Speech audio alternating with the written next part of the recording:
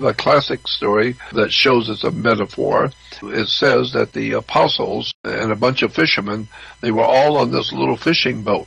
And it says Jesus was on the fishing boat with them, but it was just a little fishing boat. It's not the Queen Mary or the Titanic. It's just a little fishing boat.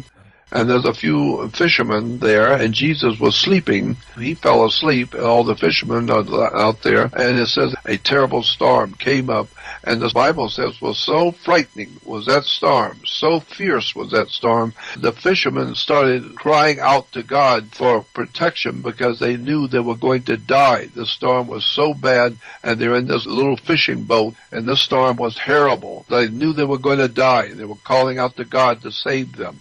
And then it says somebody got the bright idea to wake up Jesus. Maybe he can help us. And then when he woke up and saw the storm was so bad, it says Jesus told the storm, just quiet down.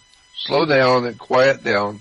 And the storm started quieting down. And, well, actually, in point of fact, that's true. When there's a storm at sea at night, first of all, how would Jesus be sound asleep in a little fishing boat when the fishermen around him were so scared they were going to die? They're calling out to God to protect them because they were going to die.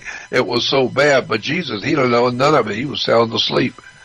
It doesn't make any sense. I mean, God, anybody who's in a little fishing boat and a terrible hurricane comes up and you're going to sleep all the way through it and you didn't know anything happened. They had to wake you up to tell you there's a storm. It makes no sense until you understand that Jesus is God's Son, the light of the world, and that's what happens. When a storm is at night, it can be brutal and terrible storms on the ocean, but when the sun comes up, it heats up the atmosphere, and then it begins to dissipate, and finally after the sun is really coming up and it begins to warm up the ocean and warm up the waters, the storm dissipates and is gone.